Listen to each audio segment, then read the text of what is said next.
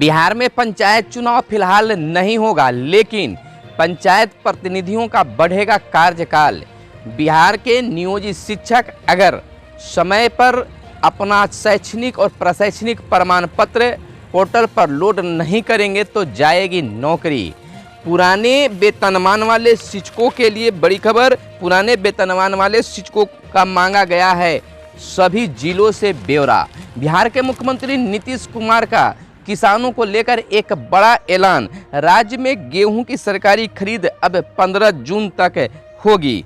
बिहार के लिए फिर डराने लगी है कोरोना। बिहार में एक बार फिर से बीते दिन बढ़ा है कोरोना का संक्रमित मरीजों की संख्या। 6286 कल मिले हैं संक्रमित मरीजों की संख्या। घटने के बाद फिर बिहार में बढ़ने लगा है कोरोना। सतर्क रहने की है ज़रूरत है।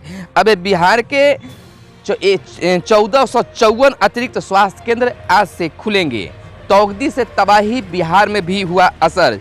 सीबीएसई 10वीं के नतीजे जून में नहीं आ सकते हैं। बिहार के होम आइसोलेशन ऐप को प्रधानमंत्री ने भी सराहा। बिहार के कई ऐसे कार्य जैसे बिजली, अब उसके बाद होम आइसोलेशन जो ऐप बनाया गया है बिहार के द्वारा लॉन्च किया जा रहा है, उसको प्रधानमंत्री ने सराहा है और नीतीश कुमार के कार्यों को भी बेहतर बताया है। पूरे सूबे में प्रखंड स्तर पर सामुदायिक रसोई चलाने की प्लानिंग। बर्खास्ती लायक आरोप पर जल्द पूरी होगी कार्रवाई। इधर पप्पू नेताओं को अपमानित न करे रूढ़ी। पीड़ितों की मदद में अनुमति दे सरकार, यानी कि पीड़ितों को मदद करने के लिए प्रतिपक्ष के नेता ने सरकार से अनुमति मांगा है। अरे पीड़ित लोगों को या जिनकी ज़रूरत हो उनकी मदद करने के लिए ज़रूरत ही क्या है मांगना सरकार से। लेकिन बिहार में एक पप्पू यादव की घटना ने सबको शायद हिम्मत तोड़ दिया है। फिलहाल आप इस समय देख रहे हैं मगध संवाद और मैं आपके साथ हूँ सुनील बॉबी। मगध संवाद के खास कार्यक्रम सुबह सवेरे में आप तमाम हमारे व्यूअर्स का स्वागत है। सुबह सवेरे के खास कार्यक्रम में हम खबरों को लेते हैं अखबारों के पन्नों से। अखबारों में क्या छपा है और क्या आपको जानना है, खबरों को आपको छांटकर आपके बीच लेकर हम आते हैं। बारी बारी सभी खबरों पर हम करेंगे चर्चा। आप मेरे साथ अंत तक बने रहें। देखिए, बिहार के मुख्यमंत्री नीतीश कुमार कई ऐसे कार्य किए हैं जिनका सराहना जो है केंद्र सरकार यानी नरेंद्र मोदी, पीएम नरेंद्र मोदी तक किए हैं। चाहे वह बिजली मीटर की बात हो या कोई और नल जल योजना हो। और अब जो है होम आइसोलेशन, देखिए ऐसा लिख दिया जा रहा था कि आपको कोरोना पॉजिटिव है, आप होम आइसोलेशन में चले जाएं, लेकिन उनको देख रेख करने वाला कोई नहीं होता था। अब जैसा कि जानते हैं कि ग्रामीण क्षेत्रों में 1 या 2 ही रूम में पूरा परिवार ठसम ठुस से रहता है, तो उसके इस कोरोना काल में अगर पॉजिटिव आ जाते हैं तो वह कैसे 1 या 2 रूम में रहेंगे। इसकी अब पूरी जानकारी लेना चाहती है सरकार। इसके लिए बिहार सरकार ने होम आइसोलेशन नाम का एक ऐप को लॉन्च किया। ऐप के लॉन्च होने की बात को जानकर भारत के प्रधानमंत्री, देश के प्रधानमंत्री पीएम नरेंद्र मोदी जी ने सराहना किया है। प्रधानमंत्री नरेंद्र मोदी ने पटना के जिलाधिकारी से बात भी की।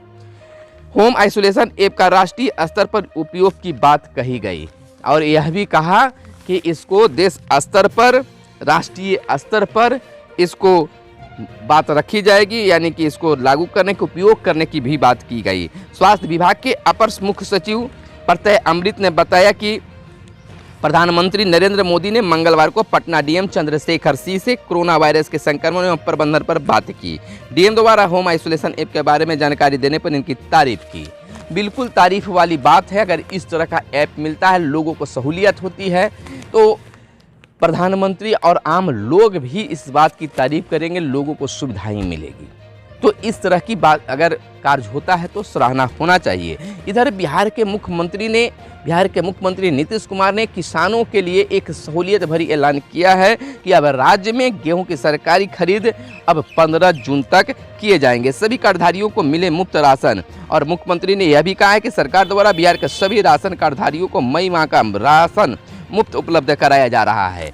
यानी कि एक तरफ गरीबों को राशन देने की बात सरकार कर रही है, देने की मई महीने की राशन देने की फ्री में बात कर रही है, वहीं किसानों के लिए राहत भरी ऐलान हुआ है कि अब सरकारी रेट पर सरकारी खरीद जो है गेहूं की वह 15 जून तक होगा। यानी कि किसानों को जो है घबराने की ज़रूरत नहीं है। इधर जो देखिए तूफान, आंधी तूफान जो आया है, जो कि बीते दिन बिहार के कई जिलों में भारी बारिश और आंधी पानी का असर झेलना पड़ा, वह भी कहा जा सकता है कि तौकते जो हैं तूफान जो आया है उस तूफान का ही असर बिहार में भी कुछ हुआ है। चक्रवाती तूफान तौकते ने गुजरात, गोवा, केरल, महाराष्ट्र और गोवा में भारी तबाही मचाई है। देखिए संकट का समय जब आता है तो कई संकट सामने आते हैं। कोरोना, ब्लैक फंगस, तूफान, तमाम चीज़ों को देश झेल रहा है। इधर देखिए सुविधा दिया गया है, ग्रामीण इलाकों में आशा के माध्यम से संक्रमितों की पहचान और जांच कराई जाएगी। यानी कि गांव-गांव में अब कोरोना की टेस्ट के लिए और उनकी दवा उपलब्ध कराने के लिए अब आशा कार्यकर्ता जो हैं ग्रामीण क्षेत्रों में जाकर संक्रमितों की पहचान करेंगे और उनको तत्काल इलाज के लिए जो नर्सें उनके साथ रहेगी उनको दवा वगैरह देगी। तो यह देखिए ग्रामीणों का एक मानना था कि किसी को कोरोना हो जा रहा है। यह देखिए एक अफवाह ऐसा फैलाया गया कि कोरोना वैक्सीन लेने पर, वैक्सीन जो है कोरोना से बचाव के लिए जो लेने पर उसमें बुखार आ जा रहा है, बीमार हो जा रहे हैं, तो सरकार को जितना कोरोना का टीका देने के लिए उतावलापन है उसको देखभाल करने के लिए नहीं है। या उसके चलते भी ग्रामीण क्षेत्रों में बहुत सारे लोग जो हैं या अफवाह के बीच में फंसे हुए हैं और टीका नहीं ले पा रहे हैं और कहना उनका है कि सरकार नहीं देखती। तो अब तो आशा कार्यकर्ता पॉजिटिव जांच करने के लिए, पहचान करने के लिए होगी और टेस्ट जो है नर्सें करेंगी साथ साथ, और उसके बाद में जो भी दवा वगैरह होगा वो भी देगी। तो यह सरकार का एक बड़ा फैसला है। सभी 1454 अतिरिक्त स्वास्थ्य केंद्र आज से खुल जाएंगे। आज से जितने भी अतिरिक्त स्वास्थ्य केंद्र हैं वो तमाम स्वास्थ्य केंद्रों को खोल दिया जाएगा। 80,000 से अधिक आशा कार्यकर्ता तैनात हैं, जबकि 4,000 से अधिक आशा फैसिलिटेटर कार्यकर्ता राज्य में हैं। कोरोना से मौतों की रिपोर्ट तैयार करने की बनेगी कमेटी। तीसरी लहर को लेकर बनाई जा रही है कार्य योजना। देखिए बिहार सरकार जो है अब तीसरी लहर की भी तैयारी करने लगी है। देखिए कोई भी आफत को पहले से अगर हम लोग लड़ने के लिए अगर तैयार रहे तो उस पर हम लोग जीत बहुत जल्दी, रोक तो नहीं सकते हैं लेकिन जीत बहुत जल्दी हम लोग कायम कर सकते हैं। सुरक्षा सबसे बड़ा हथियार है, तो सुरक्षित रहेंगे।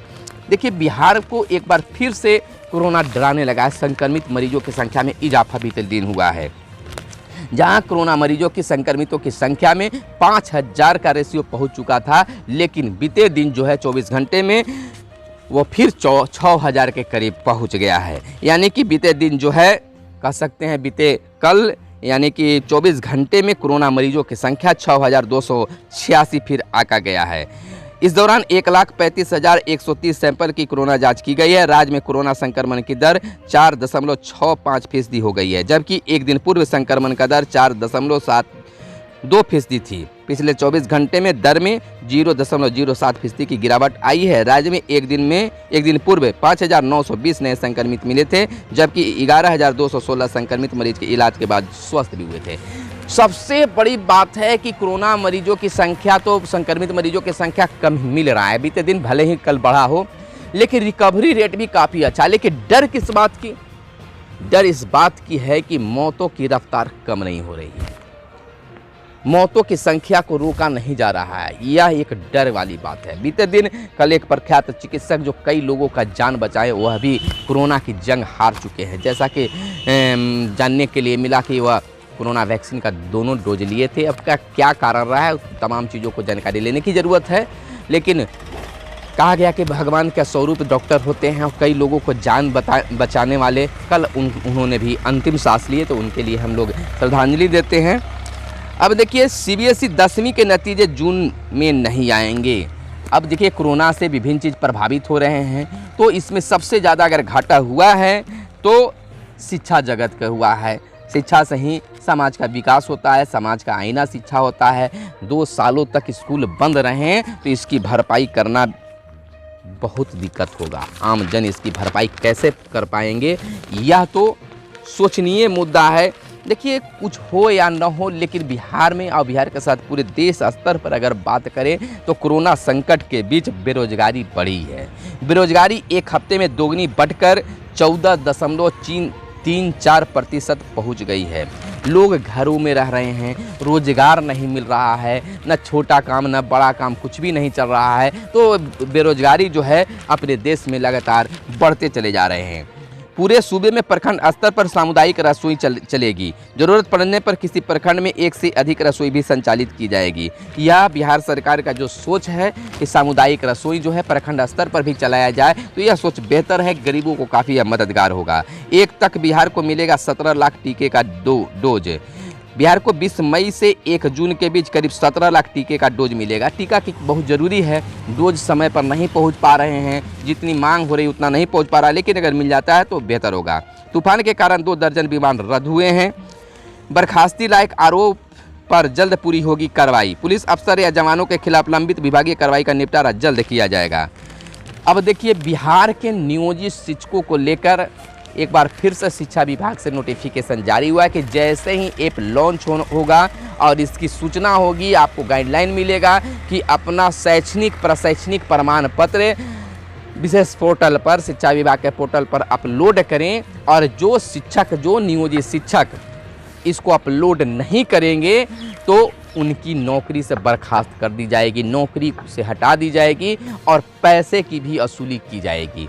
तो देर नहीं करना है। अगर मान लीजिए कि आप नियोजित शिक्षक हैं और जैसे ही शिक्षा विभाग के द्वारा नोटिफिकेशन जारी होता है प्रशैक्षणिक प्रमाण पत्र अपलोड करने के लिए, हालांकि समय तो 15 दिनों का 20 दिनों का मिलेगा ही, आप सारे काम को दरकिनार कर इस काम को सबसे पहले कर देना है। नियोजित शिक्षकों का तबादला भी फिलहाल कई मुद्दों पर अटकता और भटकता दिख रहा है। फिलहाल नियोजित शिक्षकों का तबादला नहीं होगा। जून में इसकी कोई खास नोटिफिकेशन जारी हो सकती है। जिलों से पुराने वेतनमान वाले शिक्षकों का मांगा गया है ब्यौरा। पुराने वेतनमान वाले जिला समवर्ग के कितने शिक्षक 2021-22 में राज्य प्रारंभिक स्कूलों में कार्यरत रह गए हैं, इसका ब्यौरा शिक्षा विभाग ने सभी जिलों से मांगा है। यह जानकारी पहले भी विभाग द्वारा मांगी गई थी। देखिए, मांगा गया है कि कितने अब पुराने वेतनमान वाले शिक्षक हैं। शिक्षा विभाग चाहती है कि प्रत्येक विद्यालय में प्रधानाध्यापक हो। प्रभारी प्रधानाध्यापक से अब काम नहीं चलाना चाहती है शिक्षा विभाग। अब चाहती है कि मुख्य रूप से हम हर विद्यालय को एक प्रधानाध्यापक दे दें।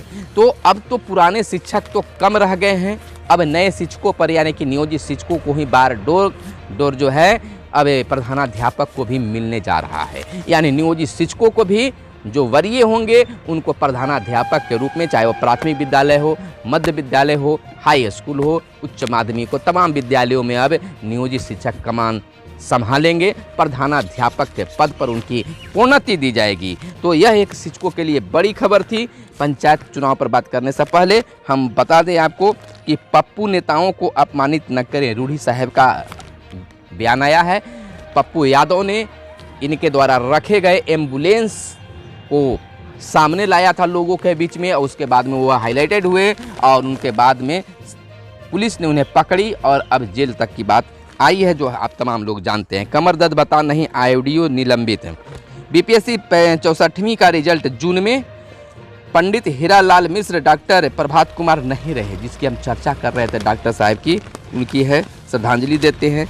इधर प्रतिपक्ष नेता तेजस्वी यादव ने कहा है कि पीड़ितों की मदद को अनुमति दे सरकार। इधर और दूसरा बयान यह भी आया है कि अगर सरकार बिहार नहीं चल रहा है तो छोड़कर हटे, सरकार बिहार कैसे चलेगा हम बताएंगे। तेजस्वी बोले, प्रतिपक्ष नेता मुख्यमंत्री को पत्र लिखकर मांगी है अनुमति कि हम लोगों को मदद करें, इसके लिए आप अनुमति दें। कहा, हम जिम्मेदार विपक्ष हैं और मैं स्वयं संवैधानिक पद पर भी हूं। निजी जलकूप लगाने पर दोगुनी होगी अनुदान राशि। पौधारोपण के मिशन पर 5.0 पर कोरोना की काली छाया। देश की छवि खराब कर रही है कांग्रेस नित्यानंद। खरीद लक्ष्य बढ़ा पर समय नहीं बढ़ाया गया। तो इसको लेकर एक बड़ी खबर यह भी है कि बालू के अवैध खनन में हाइबा और पोकलेन जब्त भी किए गए हैं। इधर बिहार पंचायत चुनाव की बात कर लें तो बिहार पंचायत चुनाव जो है अब टल चुका है, टाल दिया गया। अब कब होगा कुछ भी नहीं है, लेकिन पंचायत प्रतिनिधियों का कार्यकाल 15-16 जून तक है। अगर समय पर अगर उस पर चुनाव नहीं होता है तो कार्यकाल उनको बढ़ाया जाएगा या फिर पदाधिकारियों के जिम्मे दिया जाएगा। लेकिन सूत्रों से प्राप्त जानकारी के मुताबिक पदाधिकारियों के जिम्मे यह कार्य नहीं मिल पाएगा, क्योंकि बहुत सारे काम है, कोरोना काल चल रहा है। इसलिए उम्मीद जताई जा रही है कि पंचायत प्रतिनिधियों का कार्यकाल बढ़ाया जाएगा, यानी कि फिर से 6 माह के लिए पंचायत प्रतिनिधियों के कार्यकाल जो है बढ़ेंगे। और बढ़ाने के बाद में अगर कोरोना का असर खत्म होता है, कुछ स्थिर होता है, तो चुनाव होगा। लेकिन ये दूसरी लहर है।